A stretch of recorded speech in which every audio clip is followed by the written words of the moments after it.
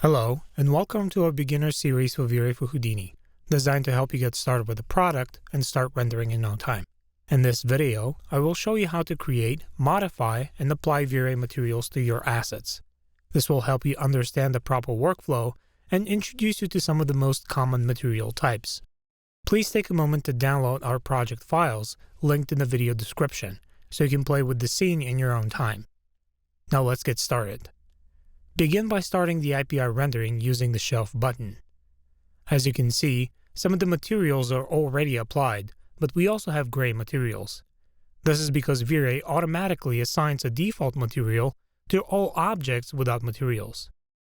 Let's assign the material to the base plate first. I want it to be made out of wood. Making a wood material requires textures. Luckily, V-Ray ships with a library full of high-quality materials to help us speed up the shading process. Open the Cosmos browser and click on the Materials button. There are lots of materials to choose from, so I will filter these results using the wood category. Find the material that you like and download it using the blue download button. I have already selected and downloaded a material, so all I need to do to be able to use it is to click on this Import to Scene button.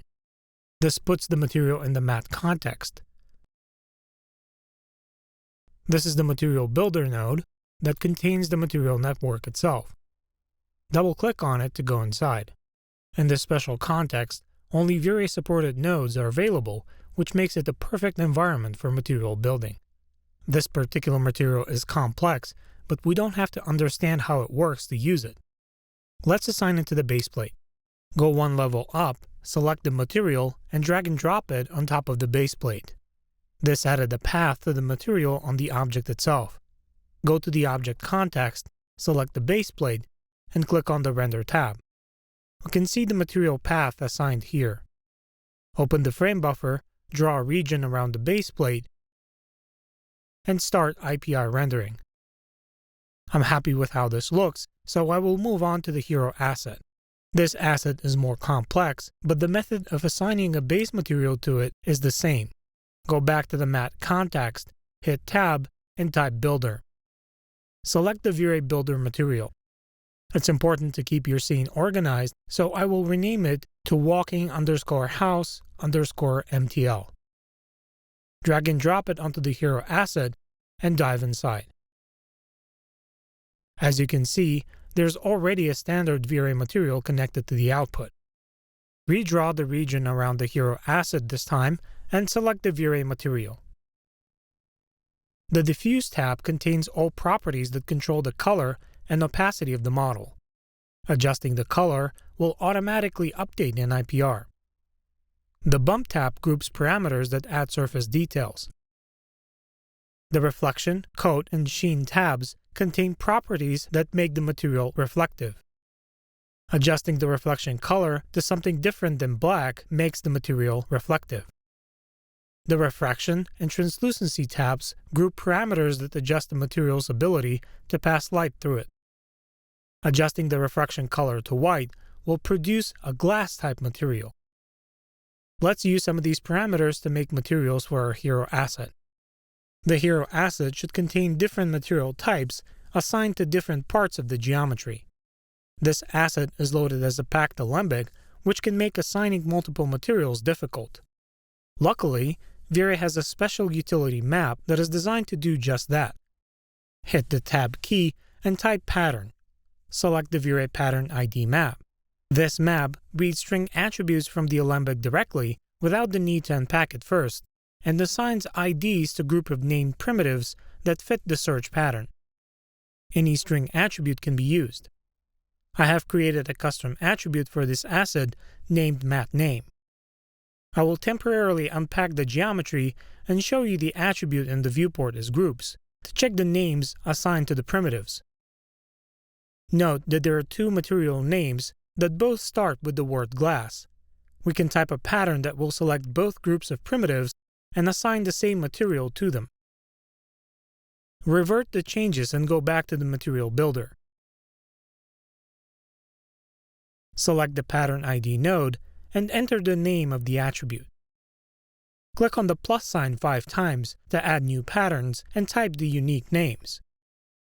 Instead of creating two glass patterns, I will use one and add an asterisk after the word glass.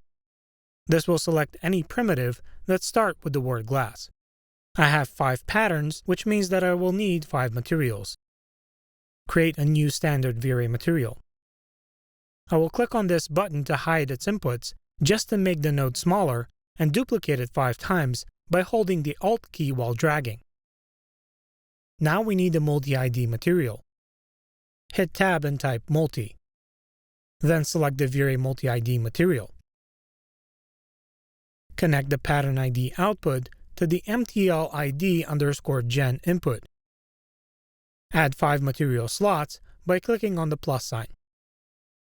The material ID is set to -1, which means that V-Ray will automatically assign the proper ID. Next, connect all 5 materials. Connect the output of the multi-ID material to the output node. Now we can start working on the materials. To speed up the material adjustment process, we have added some presets for common material types. Click on the gear icon and select the silver blurry preset. This adjusts the diffused and reflection parameters to make a silver metal material. I'm happy with how this looks, so I will continue to the next one. For this next material, I'll use a shiny plastic preset. This looks a little too shiny, so I will adjust the reflection glossiness, which controls how blurry the reflection looks. Lowering this number to 0.6 will make the plastic blurry. I don't have a suitable preset for the next material, so I will make it from scratch. I want the color of the rubber to be red, so I will select a red diffuse color. Rubber materials have very glossy reflections. Go to the Reflection tab and adjust the reflection color and glossiness to values that look good to you. I will use the glass preset for the next material. Finally, I will add color to the last material.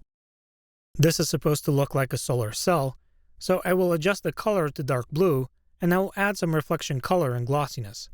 Experiment with the settings and the Cosmos materials to get the look you want. I'm happy with how this looks, so I will start production rendering. Thanks for sticking with me to the end.